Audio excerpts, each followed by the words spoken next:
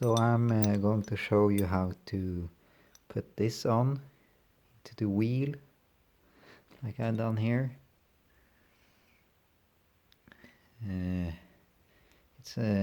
This is on an Ockelbo 8000, but I think it applies on well, every ockelbo basically. So first you need to remove your screw. Wait, hold on. There we go. And then you need some epoxy. Doesn't matter which one. I'm using quick epoxy. And you smear it on the walls. So you take the base and the hardener onto like a stick. I got this one. And then you smear it around like this. Now you shouldn't take too much, because then you'll get it's hard to see, but there's a thing here where you put your locking ring.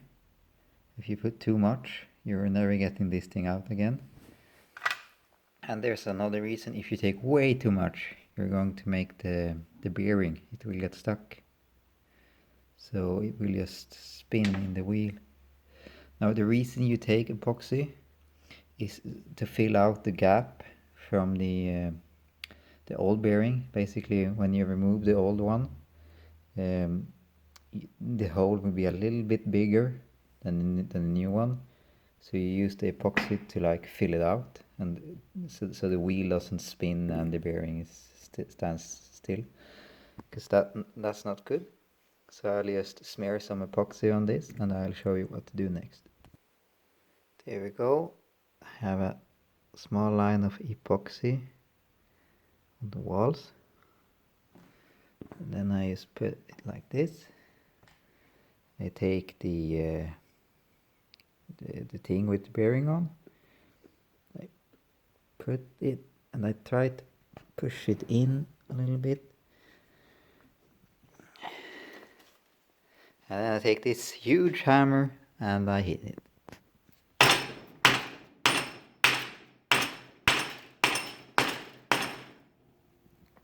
There we go, it's in. And then you put the ring on. You need a tool for this. I don't remember what it's called in English. Oh, this is a bit hard with one hand.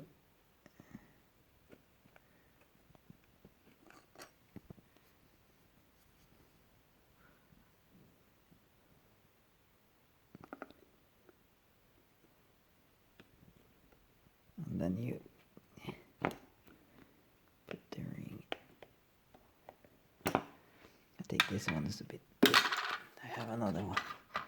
These aren't the original ones, because I broke those. So I basically took some other rings and I modified them a bit so I could squeeze them together. Although I'll pause the video while I put the ring on. There we go, the ring is in. Make sure this thing spins. Make sure the ring is in there correctly. It looks like it is. And then you just take your screw and put it in, and you screw back the thing on here. Oh, that's an incorrect nut apparently. I'll fix that later. It's supposed to be a lock nut on here, so I'll change that later. And basically we got all these wheels. You see there's a lock nut there. On these wheels, the ones that don't go through, you do the exact same thing. But you know, exactly the same thing, but you don't have a screw. that goes through. It's threaded in here, and that's how you put on new wheel bearings on the wheels on an ockelbo.